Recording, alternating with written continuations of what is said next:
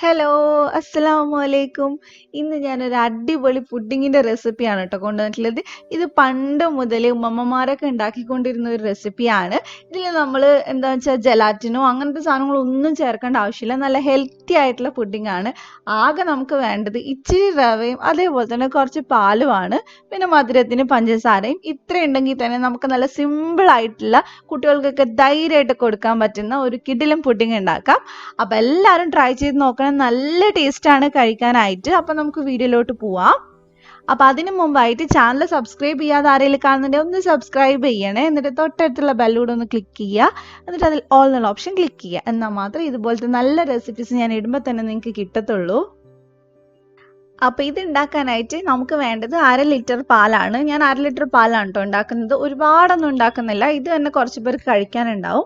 അപ്പോൾ അതിനകത്തോട്ട് ഞാൻ 1/4 കപ്പ് റവ ചേർത്ത് കൊടുക്കുന്നുണ്ട്. വറുത്തതോ വറുക്കാത്തതോ ഏതായാലും കുഴപ്പമില്ല. നമ്മൾ ഫ്ലെയിം ഓൺ ആക്കിയിട്ടില്ല കേട്ടോ. അതിന് മുമ്പാണ് ഇത് ചെയ്യുന്നത്. ഇനി ഇതിനകത്തോട്ട് ഞാൻ ഒരു 1/2 കപ്പിൻ്റെയും 1/4 കപ്പിൻ്റെ ഇടയിൽ പഞ്ചസാര എടുക്കുന്നുണ്ട്. നിങ്ങൾ ആദ്യം ഒരു 1/4 കപ്പ് ചേർക്കുക. എന്നിട്ട് അവസാനം മധുരം നോക്കിയിട്ട് ചേർത്താൽ മതി. അതുപോലെ തന്നെ ഒരു നുള്ളു ഉപ്പ് ചേർക്കുന്നുണ്ട്.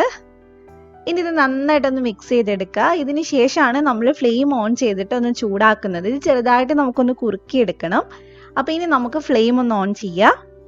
ഓൺ ചെയ്യുന്ന സമയത്ത് മീഡിയം ഫ്ലെയിമിൽ ചെയ്യുക. പിന്നെ ഇത് പെട്ടെന്ന് അടുക്കി പിടിക്കും, കാരണം നമ്മൾ റവയൊക്കെ ചേർത്തിട്ടുള്ളതല്ല. അപ്പോൾ പെട്ടെന്ന് അടുക്കി പിടിക്കും. അപ്പോൾ ഇത് തിളച്ച് തുടങ്ങിയിട്ടുണ്ട്. തിളച്ച് തുടങ്ങിക്കഴിഞ്ഞാൽ നമ്മൾ എന്ത് ചെയ്യേണ്ടതെന്ന് വെച്ചാൽ ഫ്ലെയിം നല്ല പോലെ കുറച്ച് കൊടുക്കുക. ഏറ്റവും ലോയിൽ വെക്കുക. എന്നിട്ട് ഇതേപോലെ സൈഡിലുണ്ടാവുന്ന ആ പാടയൊക്കെ ഉണ്ടല്ലോ, അതൊക്കെ ഒന്ന് ഇളക്കിയിട്ട് പാലിനകത്തോട്ട് തന്നെ ഇട്ട് കൊടുക്കുക. ഈ പുഡിങ്ങും ഐസ്ക്രീമും ഒക്കെ ഉണ്ടാക്കാൻ എടുക്കുമ്പോൾ പാല് നല്ല കട്ടിയുള്ള പാല് തന്നെ എടുക്കുക. ഫാറ്റ് കളഞ്ഞിട്ടുള്ള പാൽ എടുക്കരുത്. അപ്പോൾ ഇത് ചെറുതായിട്ട് കുറുകി തുടങ്ങിയിട്ടുണ്ട്. ഒരുപാട് കട്ടിയാവേണ്ട ആവശ്യമില്ല, റവയാണ്. അതുകൊണ്ട് ഒന്ന് ചൂടാറുമ്പോൾ പിന്നെയും നല്ലോണം ഒന്ന് കുറുകി വരും. അപ്പോൾ ഇച്ചിരിയും കൂടെ നമുക്കൊന്ന് കുറുക്കിയെടുക്കുക. അപ്പോൾ കണ്ടില്ലേ, ഇതാണ് പരുവം. ഇത്രയും കുറുകിയാൽ മതി. പെട്ടെന്ന് തന്നെ തീ അങ്ങ് ഓഫ് ചെയ്യുക. പിന്നെ ഇതിനകത്തോട്ട് ഞാൻ ചേർക്കുന്നത് വാനില എസൻസ് ആണ്. നിങ്ങളുടെ കയ്യിൽ വാനില എസൻസ് ഒന്നും ഇല്ലേ കുഴപ്പമില്ല. ഏലക്കാപ്പൊടി ഒരു 1/4 ടീസ്പൂണോ 1/2 ടീസ്പൂണോ ചേർത്താൽ മതി. അപ്പോൾ തീ ഓഫ് ചെയ്തിട്ട് വേണം നമ്മൾ വാനില എസൻസ് ചേർക്കാൻ. എസൻസ് ചേർക്കുമ്പോൾ 2-3 തുള്ളി, അതിൽ കൂടുതൽ ഒഴിക്കരുത്, കാരണം വല്ലാണ്ട് അതിൻ്റെ ടേസ്റ്റ് ആയി പോവും. അപ്പോൾ 2-3 തുള്ളി വാനില എസൻസ് ചേർത്താൽ മതി. ആ ഫ്ലേവർ ഇഷ്ടമുള്ളവർ മാത്രം ചേർത്താൽ മതി, അല്ലാത്തവർ ഏലക്ക ചേർക്കുക. അപ്പോൾ നന്നായിട്ട് മിക്സ് ചെയ്യുക. ഇനി ഇത് ചൂടാറാൻ നിൽക്കേണ്ട ആവശ്യമൊന്നുമില്ല. നമുക്കൊരു നെയ്യ് തടവിയിട്ടുള്ള ഒരു പാത്രത്തിനകത്തോട്ട് ഇത് ഒഴിച്ചു കൊടുക്കാം. നെയ്യ് തടവിയിട്ടുണ്ടെങ്കിൽ നമുക്ക് പെട്ടെന്ന് ഇളക്കിയെടുക്കാൻ പറ്റും. അപ്പോൾ അതേ ഞാനിവിടെ ഒരു ചെറിയ ടിന്നിനകത്താണ് ചേർക്കുന്നത്.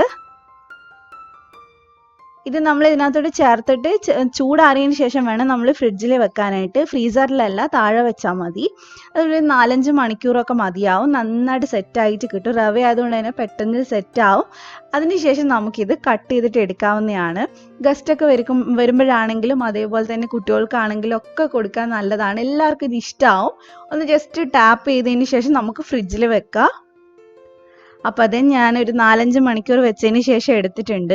ഇതിൻ്റെ സൈഡ് നിങ്ങൾക്ക് കൈ കൊണ്ടോ അല്ലെങ്കിൽ കത്തി കൊണ്ടോ ഒന്ന് ഇളക്കി കൊടുക്കുക. വലിയ പണിയൊന്നും ഇല്ല കേട്ടോ. കൈ കൊണ്ട് വലിക്കുമ്പോൾ തന്നെ ഒന്ന് ഇങ്ങോട്ട് വരും.